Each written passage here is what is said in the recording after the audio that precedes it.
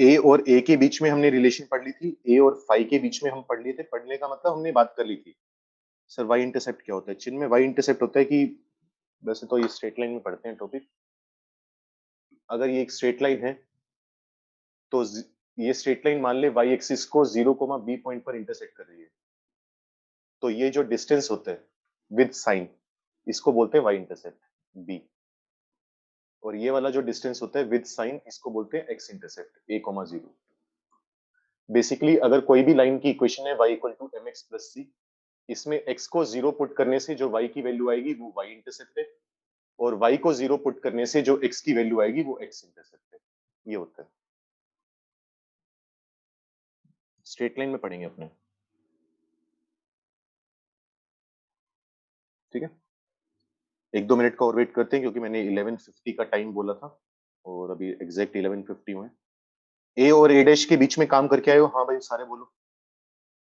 Sir आज physics में use हुआ था एंड मुझे पता नहीं था। हाँ वो किसी को भी नहीं पता, पढ़ाया नहीं है वो चीज तो मैंने ना, क्योंकि वही है, मुझे पता नहीं था स्ट्रेट लाइन फिजिक्स में। तो देखो स्ट्रेट लाइन जब मैथ्स में पढ़ेंगे तब तो पूरा ही बात करेंगे, एक एक चीज खोल खोल कर देखेंगे उसके बारे में, जो जो चीजें कंसेप्ट हैं। अब वो मुझे भी नहीं पता था फिजिक्स में तुम्हारे ये यूज होता है। सिंपल सी चीज है, बस ये काम करना है। एक्स को 0 तो वाई की वैल्यू वाई इंटरसेप्ट, वाई को 0 पुट करेंगे तो जो एक्स की वैल्यू आएगी वो एक्स इंटरसेप्ट है। मतलब ये होता है बेसिकली, अगर पॉजिटिव वाई एक्सिस का पार्ट मिल रहा है तो वाई इंटरसेप्ट पॉजिटिव है, अगर नीचे की तरफ मिले तो नेगेटिव है। एक्स इंटरसेप्ट अगर लेफ्ट राइट में मिले तो पॉजिटिव है, लेफ्ट में मिले तो नेगेटिव। हाँ हो गया ना, बस ठीक है। मैसेज तो मैंने पहले ही बोला हुआ है तुम्हें कि मैसेज में डाला ही नहीं करूंगा कि क्लास लाइव है। तुम्हारी जिम्मेदारी है टाइम पर क्लास ज्वाइन करना। ठीक है, आज 12वीं वालों की हवाइयां उड़ गई, अगले साल तुम्हारी उड़ेगी ये टॉपिक जब पढ़ेंगे अपने।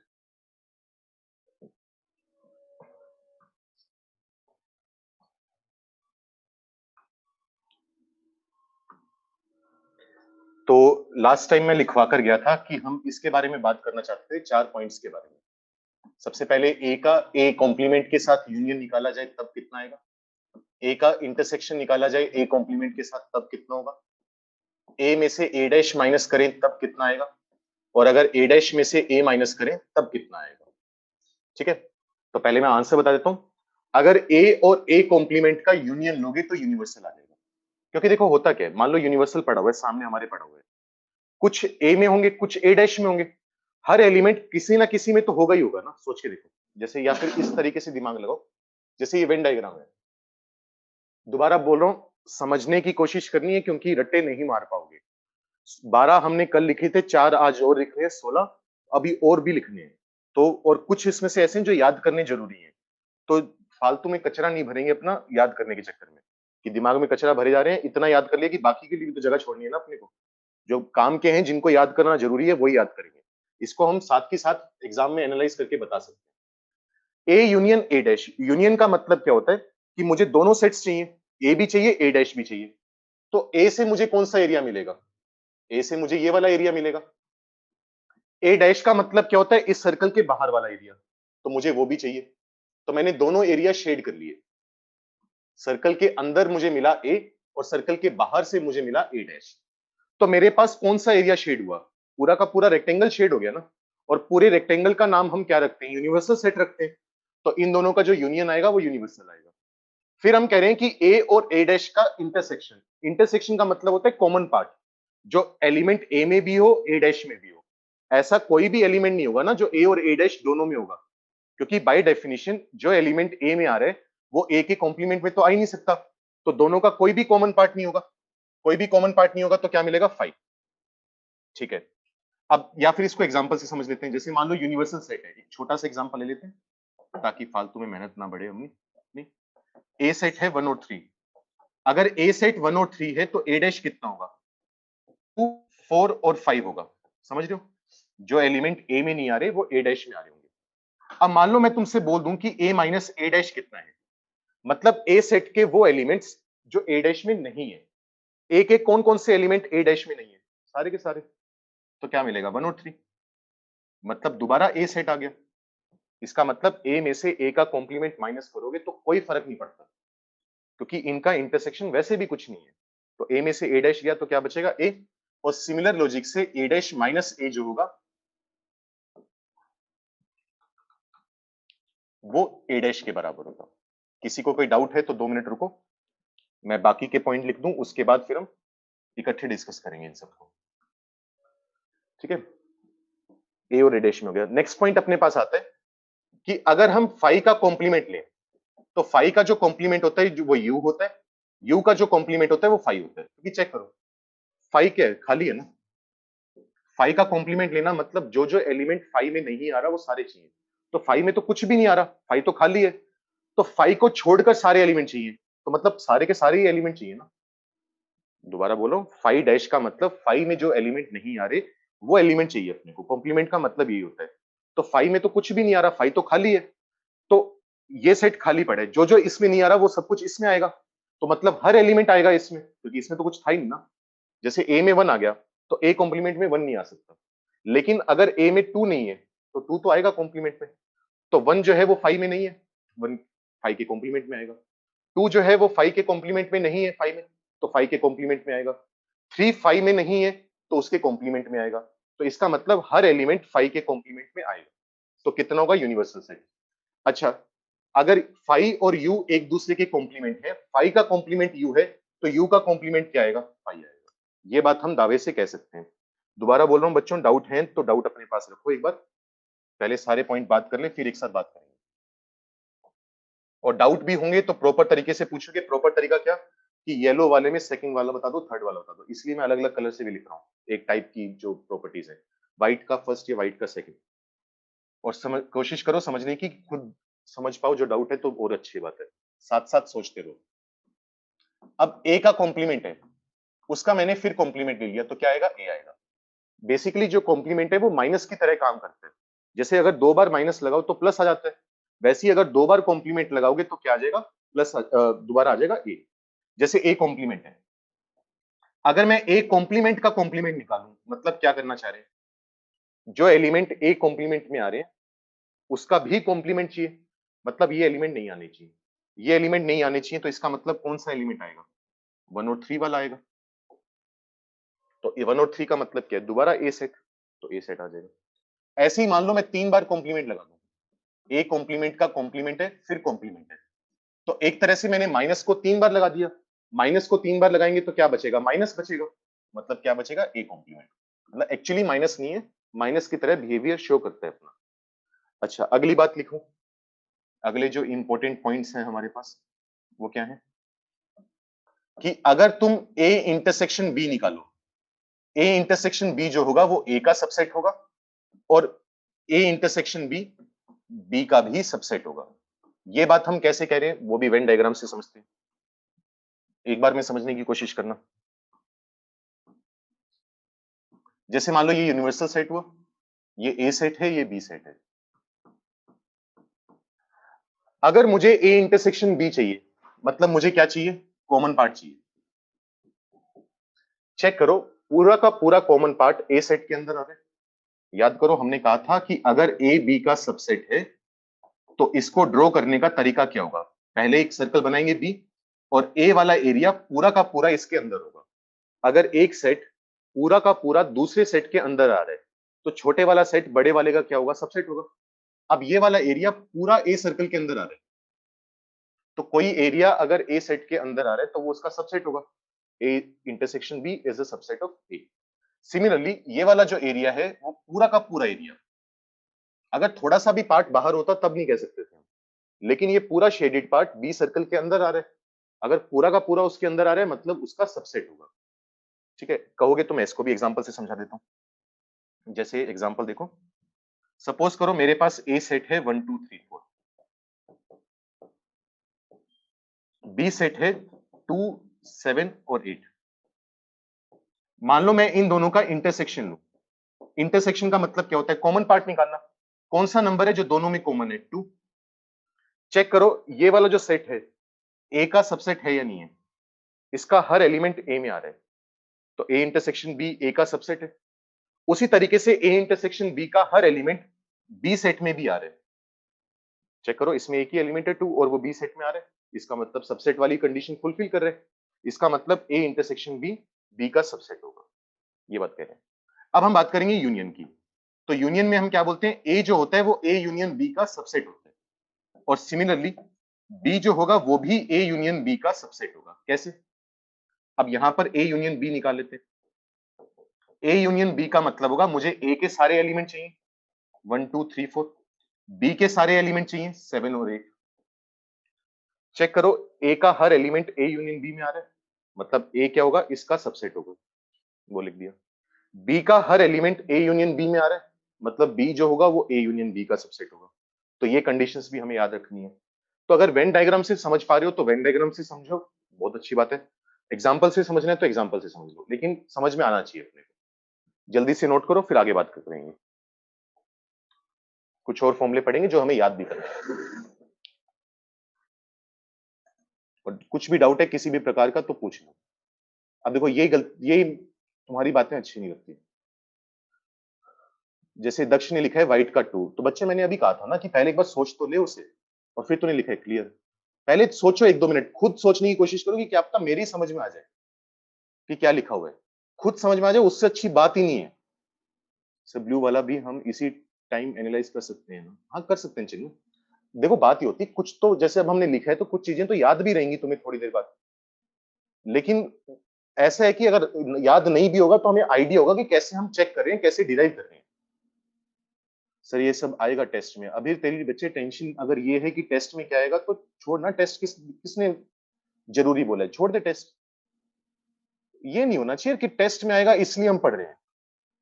टेस्ट में तो 20-25 सवाल आने हैं, हर टॉपिक पे सवाल थोड़ा ना बना सकता हूं मैं, या बन सकता है। कुछ टॉपिक टेस्ट में नहीं भी कवर होते तो इसका मतलब ये थोड़ी ना कि उन्हें पढ़ना नहीं है। यार ये नहीं होना चाहिए कि टेस्ट में आएगा ही नहीं आएगा। 2 साल बाद जो तुम्हें अपने करियर के लिए एग्जाम देना है, मेंस का एडवांस का टारगेट वो है अपना, उसको दिमाग में लेकर चलो। अभिनव, बच्चे जो तूने ये इमोजी या इमोटिकॉन भेजे है वो इसमें सपोर्ट नहीं करता। तो 1 के आगे तूने क्या लिखा हुआ है, मुझे नहीं पता क्या लिखा हुआ है। दक्ष वाइट का 2, दक्ष वाइट में हमने ये बोला है फाइव का कॉम्प्लीमेंट यू आ रहा है, इसका मतलब क्या हुआ, फाइव और यू एक दूसरे के कॉम्प्लीमेंट है। तो अगर फाइव का कॉम्प्लीमेंट यू है तो यू का कॉम्प्लीमेंट फाइव आएगा। या फिर यहां से देख, मान ले मैं यू का कॉम्प्लीमेंट निकाल लूं। यू का कॉम्प्लीमेंट मतलब यूनिवर्सल सेट का वो एलिमेंट जो यूनिवर्सल सेट में नहीं है। यही मतलब होता है ना, यू का कॉम्प्लीमेंट मतलब जो यू में आ रहा है वो यू के कॉम्प्लीमेंट में नहीं आएगा, जो यू में नहीं है वो यू के कॉम्प्लीमेंट में आएगा। तो ऐसा कौन सा कॉम्प्लीमेंट नंबर है जो यूनिवर्सल सेट में नहीं है? ऐसा तो कोई भी नंबर नहीं होगा ना, यूनिवर्सल सेट में तो दुनिया का हर नंबर छुपा हुआ है। जो भी जिस बारे में हम डिस्कशन कर रहे हैं वो तो हर पॉसिबिलिटी है। तो यू में तो सब कुछ है, तो क्या नहीं है, कुछ नहीं।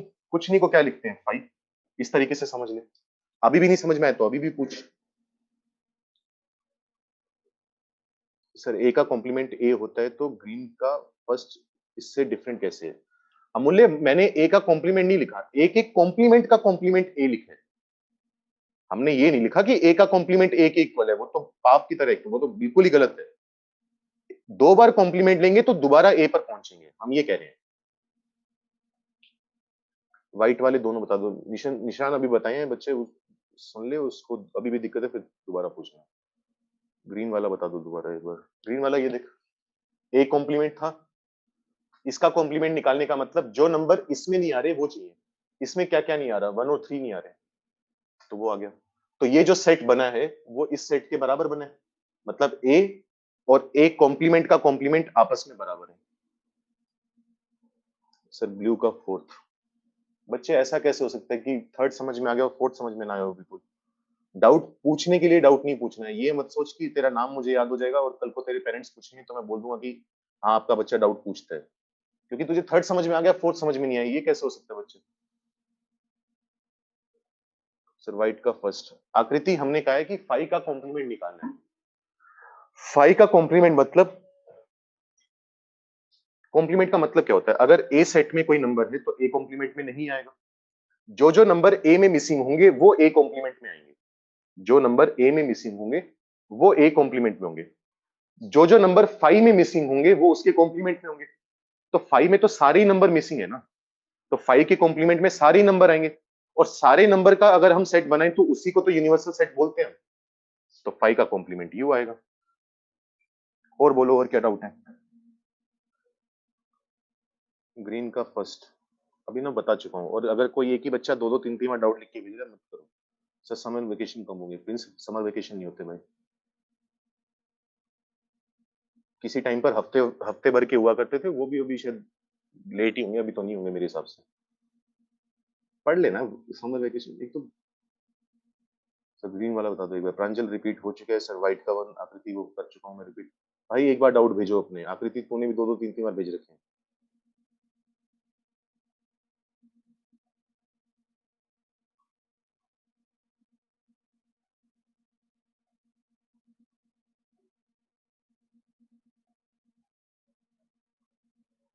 नहीं चिन्मय, इक्वेशन के रूल फॉलो नहीं करते, ये नहीं कर सकते कि उधर जाके प्लस हो गया वो।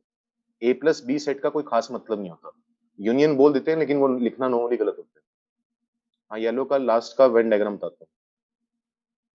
तनिष्का, अगर नेटवर्क इशू था, ग्रीन वाला मैं 2-3 बार रिपीट कर चुका हूँ, तो अब लेक्चर का वेट करना, उसमें दोबारा देखना, क्योंकि ऐसे तो फिर, और मैं समझ सकता हूँ नेटवर्क इशू था तो तेरी गलती नहीं है, लेकिन अब मैं एक-एक चीज 4 बार भी रिपीट नहीं कर पाऊंगा, क्योंकि समय की भी कुछ लिमिटेशंस हैं।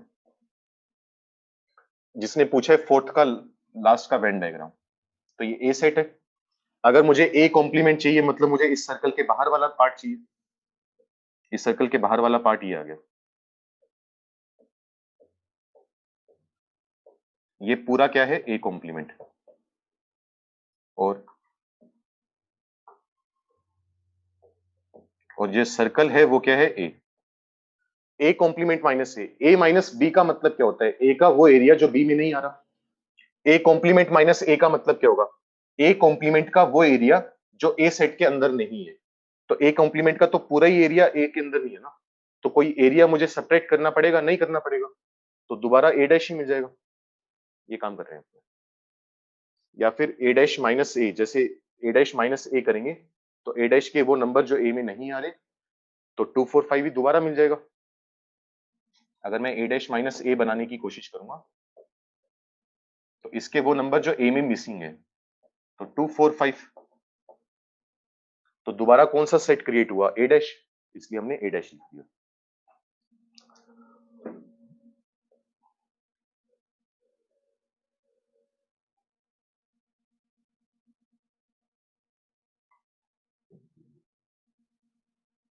ऋषि, इस बारे में एक बार जितेंद्र सर से बात करके देख लेना, अगर सही में ऐसी दिक्कत आ रही है, अगर आंखों को रेस्ट वगैरह वाली जरूरत है तो। सर कल का रिकॉर्डेड लेक्चर कब मिलेगा? I was absent. भाई मैंने बोला हुआ है कपिल जी से बात किया करो, मुझे भी नहीं पता होता। वही बता सकते हैं ना कि उनके पास पहले कितने रिकॉर्डेड लेक्चर अपलोड करने वाले बाकी हैं, और कब तक उस लेक्चर की बारी आएगी। तो कपिल जी से बात कर लिया करो एक बार, नंबर है उनका ग्रुप में, वो जो पीडीएफ जितेंद्र सर ने भेजी थी उसमें है। किसी के आईडी पासवर्ड में दिक्कत आ रही है तो वो रवि सर से बात कर लो, क्योंकि वही दिक्कत है। देखो वो हमारा मतलब मेरा काम नहीं है, तो वो मैं तुम्हें कोई हेल्प कर भी नहीं पाऊंगा उसमें। वो मैं बोलूंगा पहली बात तो मैं भूल जाऊंगा। ऐसे अगर मान लो मुझे 10 बच्चे बता रहे हैं और दिक्कत जेन्युइन है, ठीक है बहुत बढ़िया, लेकिन वो मुझे भी याद नहीं रहेगी हर किसी की दिक्कत। अब मैं बोलूंगा, अब वो मेरे से पूछेंगे मान लो कि आईडी पासवर्ड कौन सा आईडी पासवर्ड, वो मुझे नहीं पता। तो इससे अच्छा अगर तुम डायरेक्ट बात कर लो, तो तुम उन्हें अपना सारा कुछ बता पाओगे कि हाँ ये फादर नेम है, ये आईडी है, ये पासवर्ड है, ये दिक्कत आ रही है। ठीक है।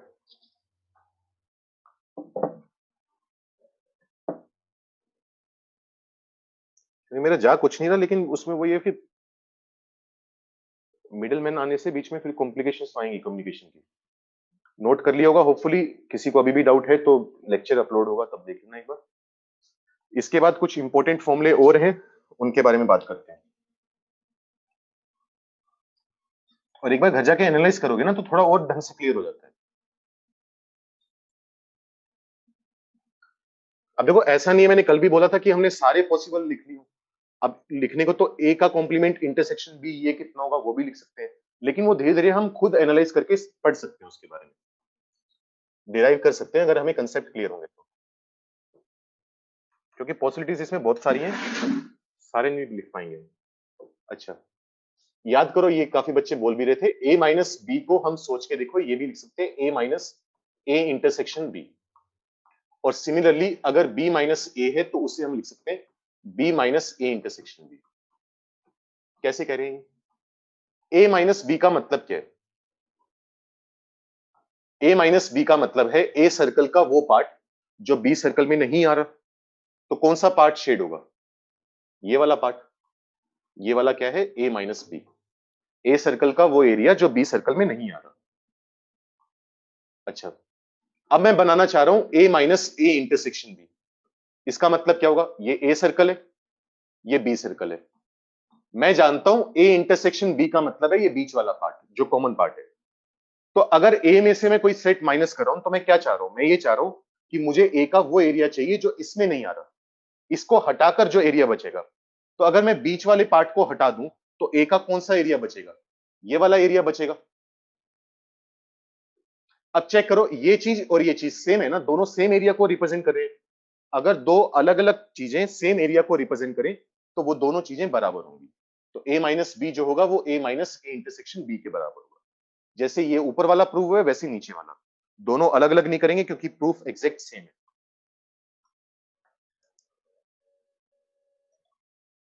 नहीं चिन्मय, वो बाद में बात करेंगे उसके बारे में। ठीक है। ए कॉम्प्लीमेंट माइनस यू, लक्ष्य ए कॉम्प्लीमेंट माइनस यू 5 आएगा। अगर मैं किसी में से भी यू माइनस कर रहा हूं, जैसे मैंने कहा था ए माइनस यू इक्वल टू 5 बताया था, क्योंकि तुम यूनिवर्सल किसी में से भी माइनस करोगे तो 5 आएगा। तो ए कॉम्प्लीमेंट माइनस यू भी 5 के बराबर ही आएगा। बी माइनस यू भी 5 के बराबर आएगा। अगर यू माइनस हो रहा है मतलब 5 है। जल्दी से ये नोट करो फिर डी मॉर्गन्स लॉ पढ़ते हैं।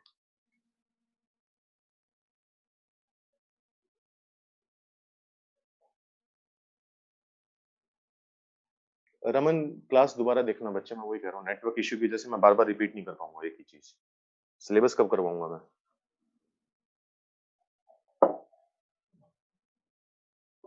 बस मैंने करा इतने, ए माइनस बी लिखा हुआ है उसके शेडेड वाला पार्ट लिख लिया। ए माइनस ए इंटरसेक्शन बी लिखा हुआ है, उससे जो पार्ट शेड हो रहा है वो बना लिया। दोनों सेम एरिया को रिप्रेजेंट कर रहे हैं। अगर दोनों सेम एरिया है इसका मतलब दोनों चीजें बराबर है। ये बात बोली हमने। Sir A complement minus U A नहीं आएगा। नहीं, यू माइनस ए होगा तो ए कॉम्प्लीमेंट आएगा। वो तो लिखवा दिया था शायद मैंने तुम्हें। ये वाली चीज तो मैं लिखवा कर गया था मेरे हिसाब से। यू माइनस ए जो होता है वो ए कॉम्प्लीमेंट होता है। क्योंकि अगर यूनिवर्सल सेट में से ए हटा दिया तो क्या बचेगा? ए कॉम्प्लीमेंट बचेगा। और अगर इसी तरीके से यू माइनस ए कॉम्प्लीमेंट हटा दे तो ए बचेगा।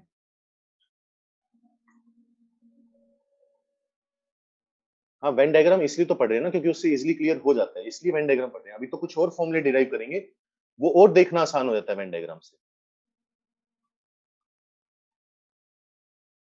नहीं विथल, ए इंटरसेक्शन बी और बी इंटरसेक्शन ए एक ही चीज है। पहले किसको लिखने हैं बाद में किसको लिखने हैं कोई फर्क नहीं पड़ता। इसका मतलब क्या है? ए और बी के कॉमन एलिमेंट। इसका मतलब क्या है? बी और ए के कॉमन एलिमेंट, तो कोई फर्क नहीं पड़ता।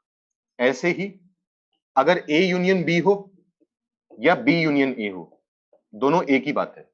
आगे पीछे करने से फर्क नहीं पड़ता। ठीक है, यूनियन और इंटरसेक्शन। चलो, इसके बाद लिखो डी मॉर्गन्स लॉ। ये बहुत इंपॉर्टेंट है, ये याद रखने होंगे हमें। इस पर सवाल भी अच्छे से बन जाते हैं। D Morgan's law.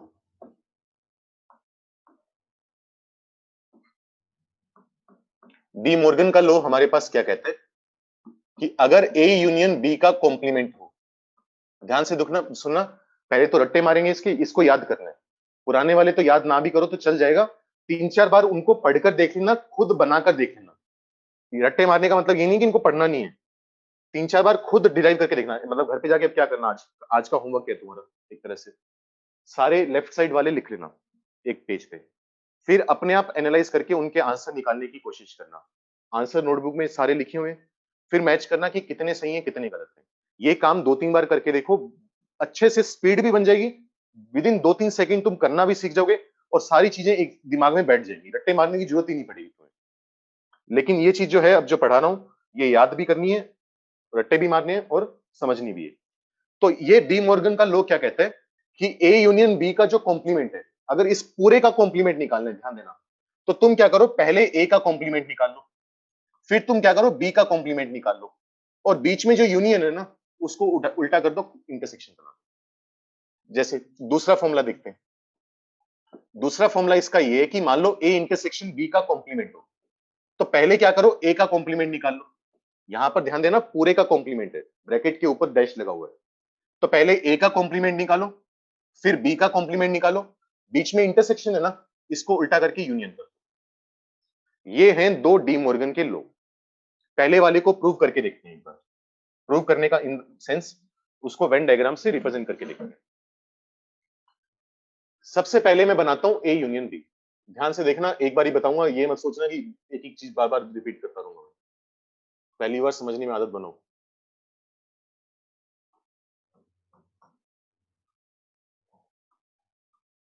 ए यूनियन बी तो हम बहुत बार पढ़ चुके हैं, पिछले 3-4 लेक्चर से यही पढ़ रहे हैं।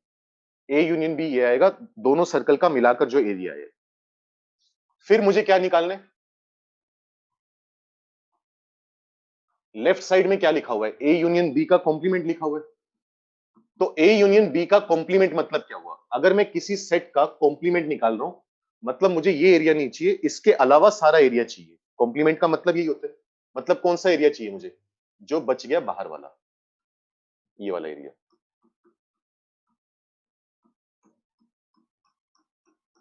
ठीक है, ये पूरा एरिया किसको रिप्रेजेंट कर रहा है? ए यूनियन बी के कॉम्प्लीमेंट को। एलएचएस हमने प्लॉट कर लिया, अब बारी है आरएचएस की। ठीक है, आरएचएस का मतलब क्या है, बनाने की कोशिश करते हैं।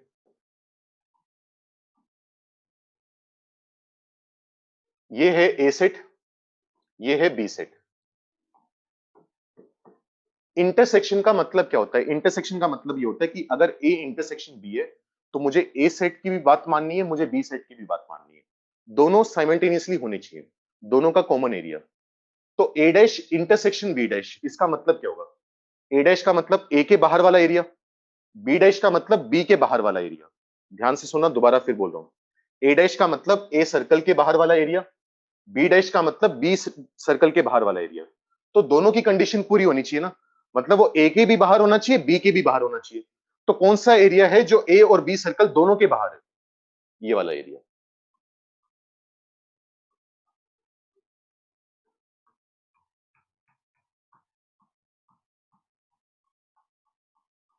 अच्छा, अब हम ये सोचते हैं ये वाला एरिया चाहिए। ये वाला एरिया किसी काम का नहीं है, क्योंकि ये वाला एरिया बी के बाहर तो है लेकिन ए के बाहर नहीं है। तो मुझे तो दोनों कंडीशन सेटिस्फाई करवानी है। ये वाला एरिया तो किसी काम का नहीं है, क्योंकि ए के भी अंदर आ गया, बी के भी अंदर आ गया। ये वाला एरिया बी के अंदर आ गया, लेकिन मुझे क्या चाहिए? बी के बाहर। तो ये मेरे पास कौन सा एरिया प्लॉट हुआ? A dash intersection B dash. Check करो दोनों से सेम एरिया मिल रहा है नहीं मिल रहा। अगर दोनों वेन डायग्राम में सेम एरिया को रिप्रेजेंट कर रहे हैं, मतलब दोनों चीजें बराबर होंगी। तो ए यूनियन बी का जो कॉम्प्लीमेंट है, वो ए डैश इंटरसेक्शन बी डैश आएगा। इस तरीके से हमने प्रूव कर लिया। पहला मैंने प्रूव करवाया, सेकंड तुम घर जाके खुद प्रूव करोगे। ठीक है, लॉजिक सेम है। घर पे ट्राई करोगे तभी चीजें बैठेंगी दिमाग में, करके देखना।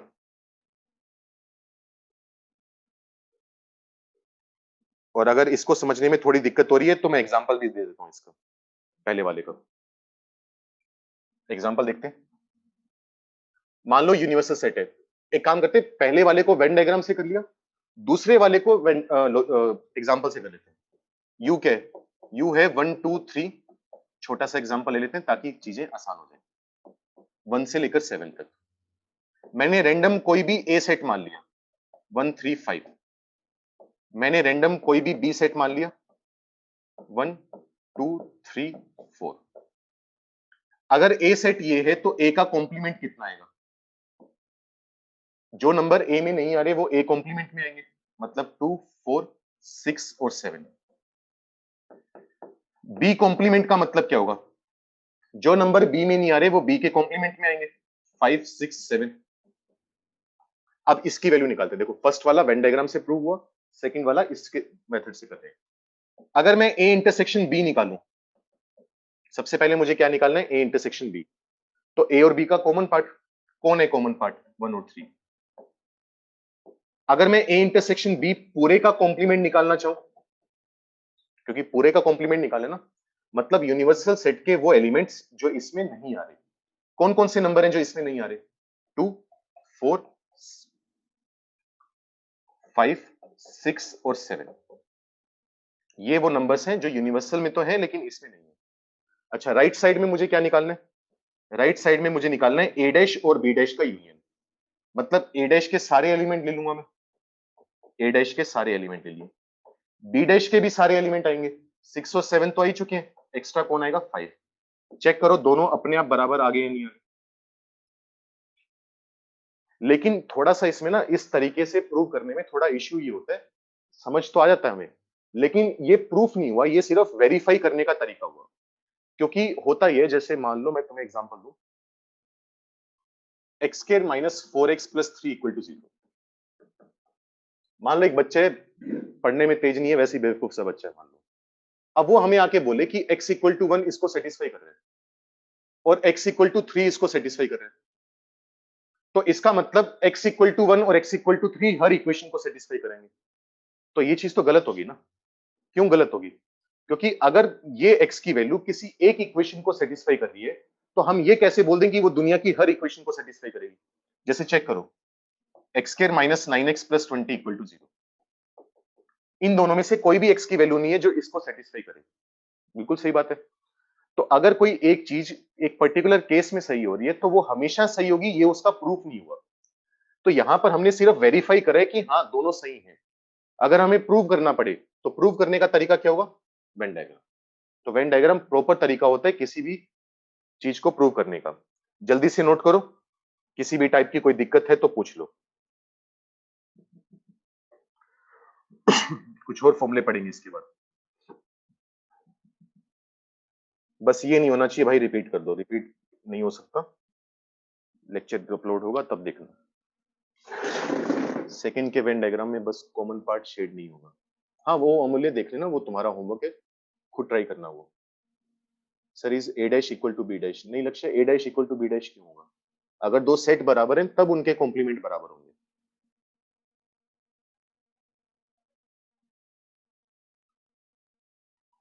दक्ष ए प्लस बी कोई कंडीशन नहीं होती, कभी कभी ना किसी किसी बुक में मिला हुआ दिख जाएगा तुम्हें।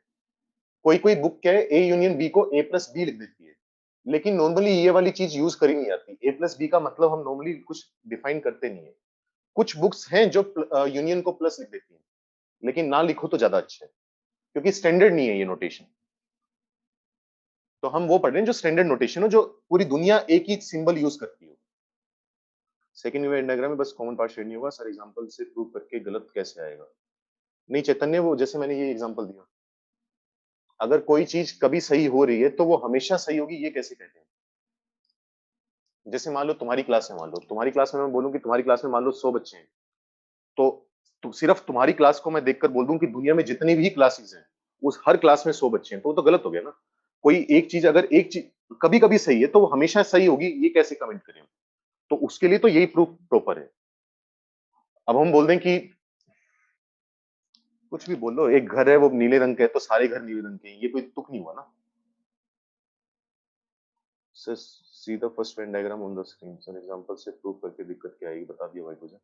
Other than Venn diagram is there any way to prove De Morgan law?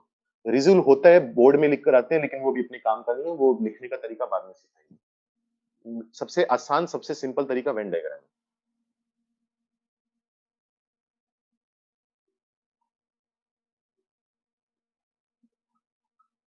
Is that A dash and B dash two common में? लक्ष्य मैंने पहले भी बोला हुआ है, एक जो अपना सवाल पूछना है एक मैसेज में भेजा करो। भाई मेरे पास कतई इतना टाइम नहीं है कि मैं तेरे दो दो तीन तीन मैसेज ढूंढता फिरूं और उनको फिर कंपाइल करके तेरा डाउट क्लियर करूं। मैं पहले भी बोल चुका हूं, एक सिंपल सी बात समझने की कोशिश किया करो। कितनी बार बोल चुका हूं यार ये बात? आधा मैसेज तूने ऊपर लिख रखा है, आधा मैसेज नीचे लिख रखा है, क्या करूं मैं इसका? बड़े प्यार से मैं पढ़ाने आता हूं, बड़े आराम से, लेकिन तुम लोग 2 मिनट के अंदर अंदर गुस्सा दिला देते हो क्लास में। अभी अभी बन नहीं रहा, अभी तूने बनाकर भी देखिए, बच्चे ट्राई तो करो उसे 5-10 मिनट में जाके। ले मैं तो बना देता हूँ, मेरे बनाने से सिलेक्शन हो जाएगा तेरा।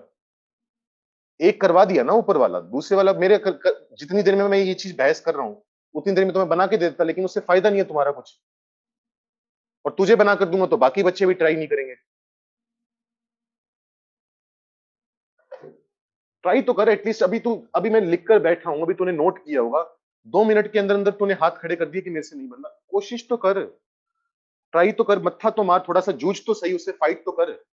ये नहीं होता ना कि कोई सवाल 1 मिनट में हो गया तो हो गया, इसके बाद होगा ही नहीं। उसके बाद हमारा दिमाग काम करना बंद कर गया। 2 मिनट और लगा, 5 मिनट और लगा, 10 मिनट और लगा। ट्राई कर। कंसेप्ट्स तो हम सारे सीख चुके हैं ना।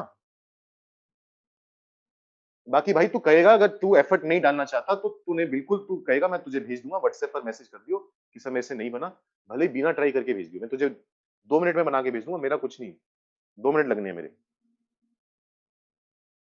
चलो और लिखो, लेकिन खुद मत्था मारो भाई, खुद ट्राई करो, बार बार यही बोला जा रहा है तुमसे।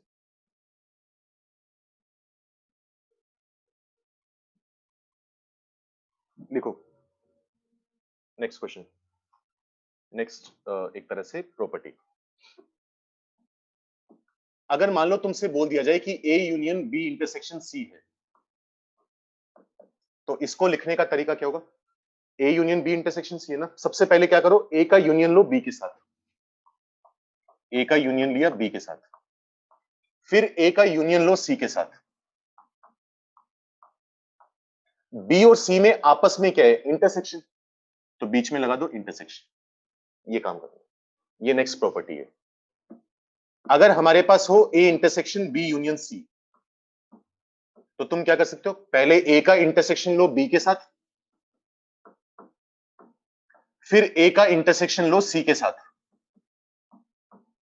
बी और सी में आपस में क्या है? यूनियन है, तो बीच में लगा दो यूनियन। दोनों में से कोई एक बोलो, एक प्रूव करने को बोलूंगा, और सबसे अच्छी बात तो ये होगी कि तुम बोलो कि हम दोनों ट्राई करेंगे घर जाके, उससे अच्छी तो बात ही नहीं है। नहीं तो कोई एक बोलो, मैं एक प्रूव करके दिखाता हूं, दोनों ट्राई करोगे बहुत बढ़िया। बस 3 का वेन डायग्राम बनाना आना चाहिए अपने को, क्योंकि कंसेप्ट बच्चों बिल्कुल सेम है। तुम फालतू में वो कॉम्प्लिकेट कर दो, स्पून फीडिंग वाला काम छोड़ दो, अब हो गया। बस 3 का सेट ये बनता है, 3 में रिलेशन ये बनता है, ये ए है, ये बी है और ये सी है। चलो एक करके दिखा देता हूं मैं, कहीं फिर दोनों ही नहीं होंगे। पहले वाला करके दिखा देता हूं, ठीक है, क्योंकि 3 वाली पहली बार चीज आई है तो इसलिए बस, बाकी के तुम खुद प्रूव करते रहोगे। ये ए सेट है, ये बी सेट है, ये सी सेट है। A union B intersection C. जब भी मैं दो सेट में यूनियन लगाता हूं, ए यूनियन बी करता हूं, यूनियन का मतलब क्या होता है? ए का सारा एरिया चाहिए, बी का सारा एरिया चाहिए, यही मतलब होता है। तो A union B intersection C का मतलब क्या होगा? ए का पूरा एरिया चाहिए, जो ए है वो पूरा चाहिए मुझे, और जो बी इंटरसेक्शन सी है वो भी पूरा चाहिए।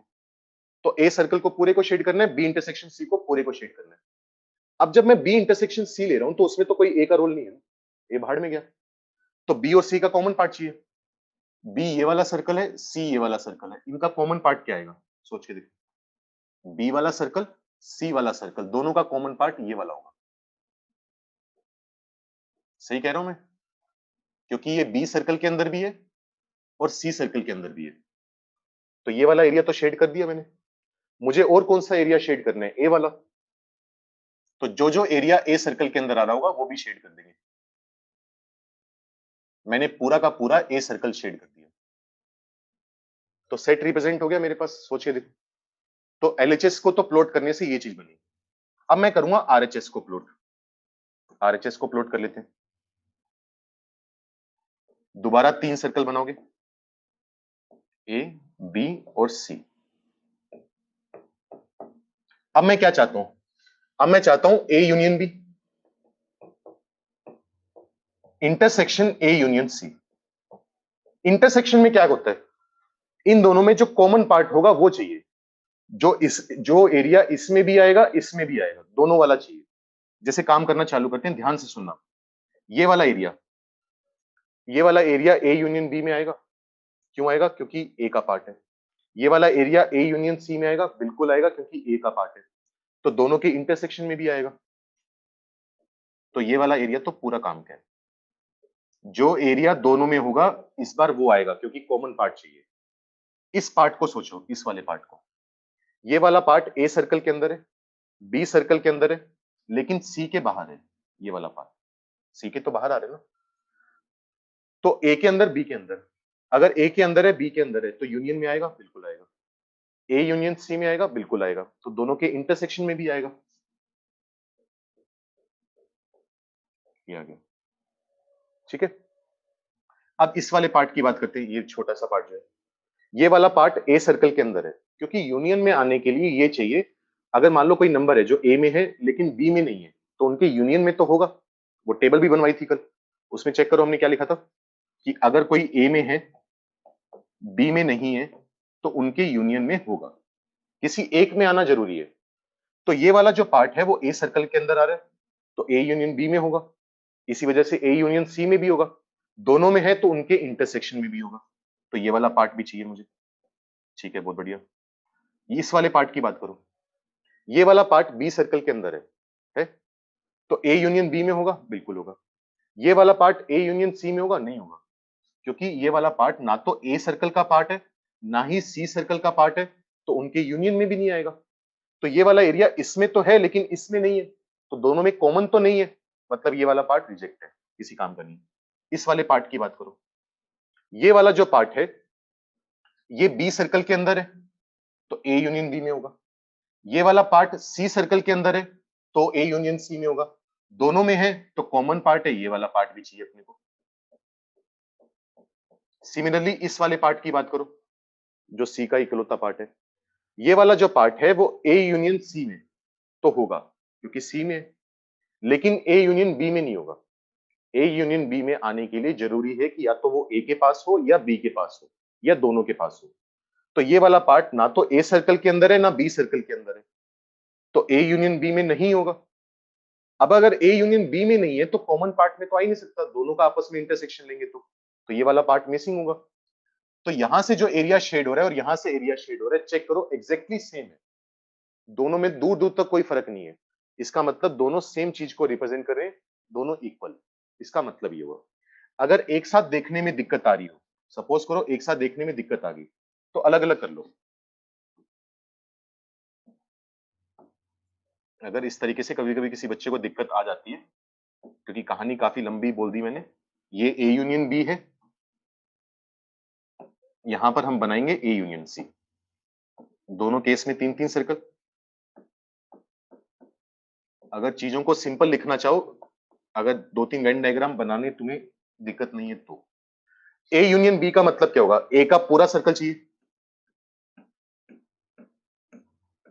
ए का पूरा सर्कल, बी का पूरा सर्कल चाहिए, ये आ गया। ए यूनियन सी का मतलब क्या है, ए का पूरा सर्कल या फिर और साथ में सी का पूरा सर्कल। अब मैं इनमें आपस में क्या लेना चाहता हूं, इंटरसेक्शन। इंटरसेक्शन का मतलब क्या होता है, कॉमन पार्ट निकालना। तो चेक करो इस वाली फिगर में और इस वाली फिगर में कॉमन पार्ट क्या है, और वो कॉमन पार्ट उठाकर यहां पर प्लॉट कर दो, तो ये फिगर बनेगी, दोबारा प्रूव हो जाएगा।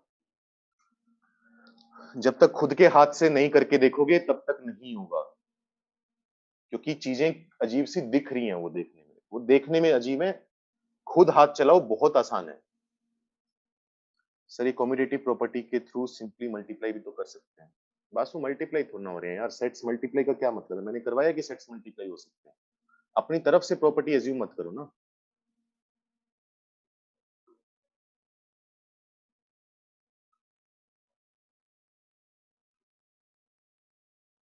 ये डिस्ट्रीब्यूटिव प्रॉपर्टीज हैं, हाँ अंकुश, इनको डिस्ट्रीब्यूटिव प्रॉपर्टीज बोलते हैं, बिल्कुल। नहीं चैतन्य, डी मॉर्गन लो नहीं, ये डिस्ट्रीब्यूटिव प्रॉपर्टीज हैं, हेडिंग डाल लो ऊपर। वैसे नाम हमें याद करना नहीं होता, नॉर्मली नाम से हमें इतना मतलब होता नहीं, लेकिन लिखना चाहो तो लिख लो डिस्ट्रीब्यूटिव प्रॉपर्टीज।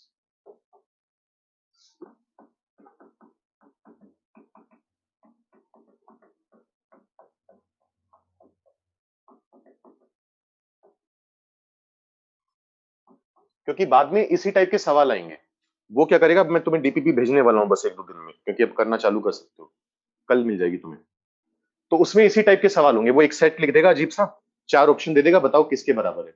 तो तुम्हें वही वेन डायग्राम से चेक करना होगा। तो जब तक वेन डायग्राम बनाना नहीं सीखोगे इस तरीके से कि कौन सा पार्ट काम का है कौन सा पार्ट नहीं है काम का, तब तक वो सवाल, तरीके इनके और भी होते हैं, वो मैं तरीका असल में तुम्हें बताना नहीं चाह रहा, क्योंकि वो तरीका समझना बहुत ज्यादा आसान है, लेकिन वो लंबा बहुत ज्यादा है, 8 केस बनाने पड़ते हैं।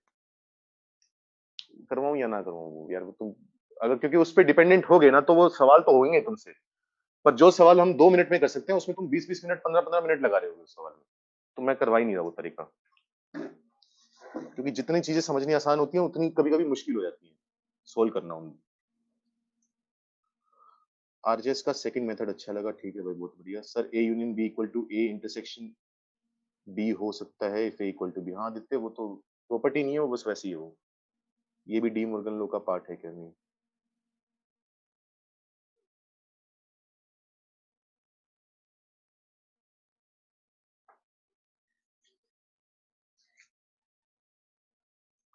कुछ कुछ पल्ले पड़ा, पहले तो ये बताओ ईमानदारी से।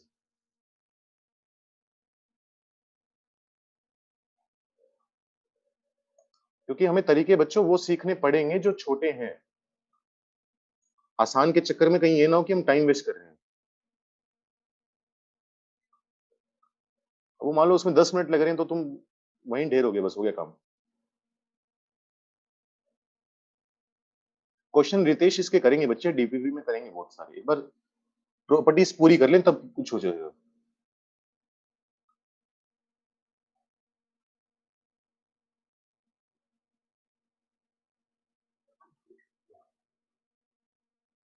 ठीक है, बहुत बढ़िया।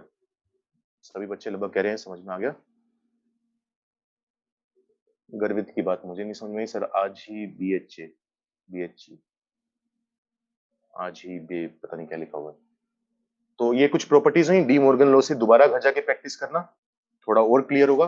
2-3 बार बनाकर देखोगे, बहुत कति घटिया से सवाल है। डीपीपी तुम करोगे, आधे से ज्यादा तुम खुद कर लोगे, 2-4 ही डाउट होंगे, देखना तुम्हारे। विश्वास है मुझे तुम पे।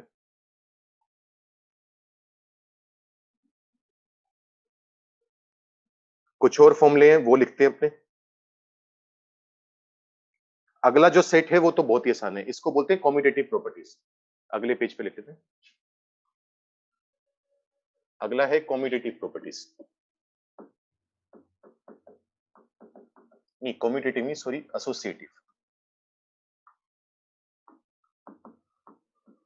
Associative properties.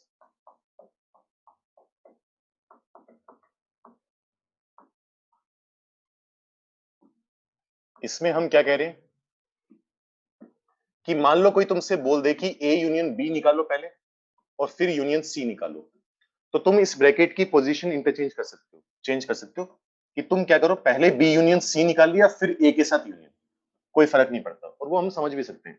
जब मैं A union B union C निकाल रहा हूं तो मैं क्या कर रहा हूं, ए के सारे एलिमेंट्स, बी के सारे एलिमेंट्स, सी के सारे एलिमेंट। तो यहां पर भी तो सेम काम होगा ना, तो आउटपुट सेम है तो दोनों बराबर है। तो ब्रैकेट तुम ए और बी पर लगाओ या बी और सी पर लगाओ, कोई फर्क नहीं पड़ता।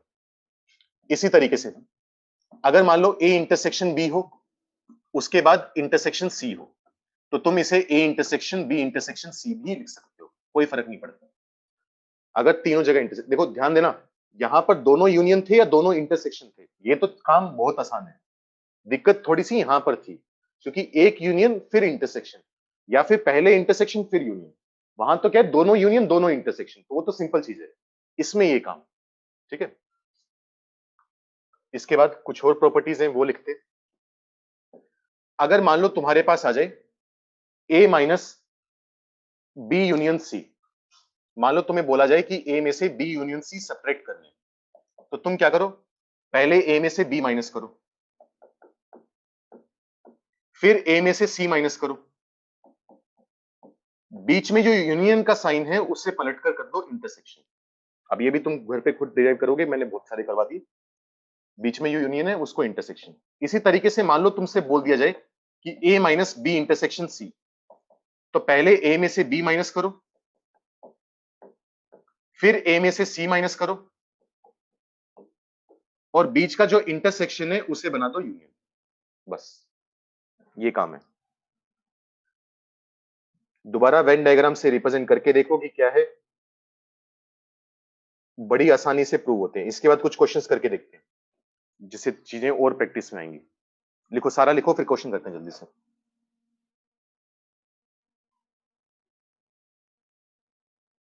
सर आज ही भेज दो डीपीपी। डीपीपी मैं भेज दूंगा घर भी, तभी जब मुझे सही टाइम लगेगा। मैंने पहले भी बोला हुआ है।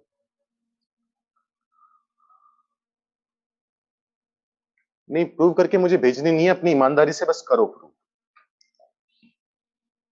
सो वो अपनी स्पेस क्यों छोड़ा, क्योंकि इसको एसोसिएटिव प्रॉपर्टी नहीं बोलते, तो मुझे ये था कि कहीं एसोसिएटिव प्रॉपर्टी के साथ कंफ्यूज मत कर लेना उसको। इसका नाम एसोसिएटिव प्रॉपर्टी नहीं है सर। थर्ड पॉइंट समझ नहीं आया। डीपीपी कल मिल जाएगी तुम्हें कल। हाँ कल, क्योंकि उसके बाद सवाल कर पाओगे तुम। दो डीपीपी हैं और एक मॉड्यूल है। मॉड्यूल मिला हुआ है तुम्हें, उसमें से मार्क करवाऊंगा। अभी रुको, एक आध दिन और रुक जाओ, क्योंकि अभी तुम चालू करोगे ना, होगा क्या, चालू तो तुम कर दोगे, उसमें बहुत सारे क्वेश्चन हमें अभी करने नहीं है। जैसे रिलेशन टॉपिक है, उसके सवाल नहीं करने। और जो भी सवाल जिस टाइप के करवाऊंगा उस टाइप के बहुत सारे सवाल हैं, तो पहले क्लास में प्रैक्टिस कर ले, क्योंकि तुम ट्राई करोगे तुमसे होंगे नहीं। होंगे नहीं तो फिर तुम्हें कॉन्फिडेंस लूज हो जाएगा पूरे चैप्टर में। तो मुझे पता है सही टाइम कब जो तुम्हें चालू करना है तब करेंगे अपने। जैसा क्वेश्चन करके देखो, इस टाइप के सवाल हैं डीपीपी में, ट्राई करो। If A and B are two sets, या सिंपल लिख लो, A intersection A union B complement is equal to. इसके मैं तुम्हें चार ऑप्शन दे रहा हूं, तुम्हें बताना है कि कौन सा ऑप्शन सही है। पहला ऑप्शन है ए, सेकंड ऑप्शन है बी, थर्ड ऑप्शन है अपने पास 5, और फोर्थ ऑप्शन है नन। बताओ ये इन चारों में से किसके बराबर है। कैसे करोगे, वेन डायग्राम। जल्दी से सोच के बताओ कौन सा ऑप्शन ट्रू है। मतलब आंसर नहीं बताना, आंसर मत भेजो, आंसर मत भेजो, करके बैठ जाओ।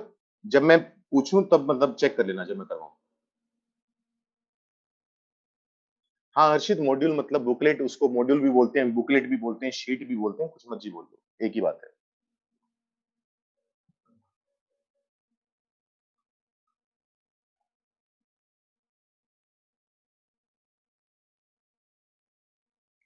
हाँ आदित्य, ये एंड और जो जोर नोर, ये जो नोट होता है उसी तरीके से काम करें। जैसे ए कॉम्प्लीमेंट जो होता है वो नोट गेट का काम करता है। नोट गेट होता था, क्या नाम होता था, नोट ही होता था शायद। और जो यूनियन है वो और गेट का काम करता है, जो इंटरसेक्शन है वो एंड गेट का काम करता है। वो वाला काम नहीं है, उससे रिलेट कर सकते हैं।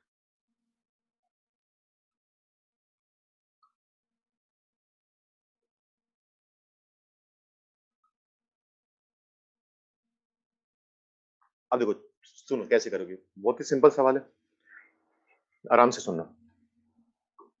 मुझे चाहिए, मुझसे वो मांग रहा है कि ए और ए यूनियन बी का इंटरसेक्शन, ए यूनियन बी के कॉम्प्लीमेंट का इंटरसेक्शन। ठीक है बच्चों, अब इसको या तो तुम एल्जेब्रिकली सोल्व कर सकते हो, या फिर तुम क्या करो, वेन डायग्राम से सोल्व कर लो। जैसे मैं इसको क्या लिख सकता हूं, लिखकर देख लेते हैं, कभी कभी उससे सवाल बनता नहीं। यहां पर बनाकर देख लेते हैं। इसको ये चीज लिख सकता हूं या नहीं, इसको डी मॉर्गन लॉ से मैंने एक्सपेंड कर दिया।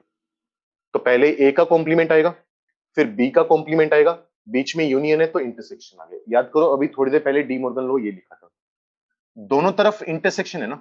तो मैंने अभी क्या कहा था, दोनों तरफ इंटरसेक्शन हो तो ब्रैकेट को आगे पीछे कर सकते हो, कोई दिक्कत नहीं है। तो क्या बनेगा, A intersection A dash intersection B dash. आखिरी के दो का ब्रैकेट हटाकर मैंने पहले वाले दो पे लगा दिया। ए का ए डैश के साथ इंटरसेक्शन लोगे तो किसी सेट में और उसके कॉम्प्लीमेंट में कोई भी एलिमेंट कॉमन नहीं होगा। कोई भी एलिमेंट कॉमन नहीं होगा तो क्या मिलेगा, 5 मिलेगा। अब याद करो, अब ये भी बोला था 5 तो खाली है ना। 5 अगर खाली है, उसका किसी के साथ भी इंटरसेक्शन लोगे तो क्या आएगा, 5 आएगा। तो अगर तुम्हें ये चीज अच्छी लग रही है तो इस तरीके से कर लो, लेकिन इस तरीके से करने में कभी कभी सवाल अटक जाता है बीच में, कभी कभी, हमेशा तो नहीं। और या फिर क्या है, वेन डायग्राम तो है, वेन डायग्राम सबसे सिंपल चीज है अपने पास।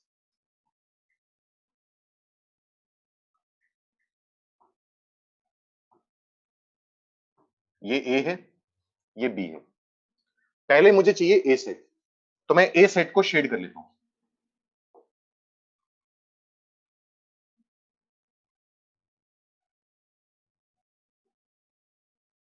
मैंने ए सेट को शेड कर लिया। जो व्हाइट वाला पार्ट है,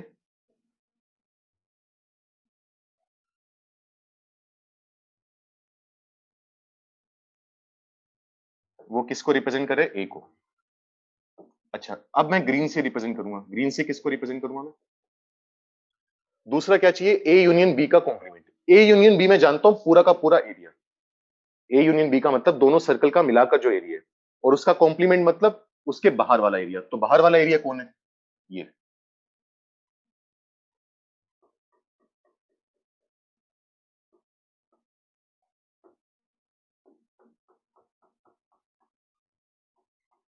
तो ग्रीन वाले से मैंने किसको रिप्रेजेंट करे, ए यूनियन बी के कॉम्प्लीमेंट को। अब मुझे आपस में इनका इंटरसेक्शन चाहिए, आपस में इंटरसेक्शन का मतलब कॉमन पार्ट चाहिए। ऐसा कौन सा एरिया है जो व्हाइट वाले से भी कवर है, ग्रीन वाले से भी कवर है? सोच के देखो, ऐसा कोई एरिया है जो व्हाइट के अंदर भी आ रहा हो, ग्रीन के अंदर भी आ रहा हो? कोई एरिया नहीं है। तो इसका मतलब दोनों का इंटरसेक्शन क्या आएगा, पाई आएगा, क्योंकि इंटरसेक्शन का मतलब होता है कॉमन पार्ट निकालना। व्हाइट वाला एरिया ए है, ग्रीन वाला ए यूनियन बी का कॉम्प्लीमेंट, कोई एरिया कॉमन नहीं, मतलब फाइव। तो या तो वेन डायग्राम से देख लो या इस तरीके से रूल लगा लो, जो तुम्हें कंफर्टेबल लगे उसमें काम करो। लेकिन वेन डायग्राम से तुम्हारा नॉर्मली आसान रहता है और गलती होने के चांसेस कम हो जाते हैं।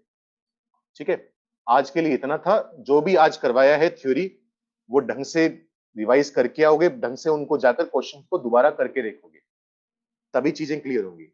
और कल इसी टाइप के हम कुछ और क्वेश्चंस करके देखेंगे। ठीक है।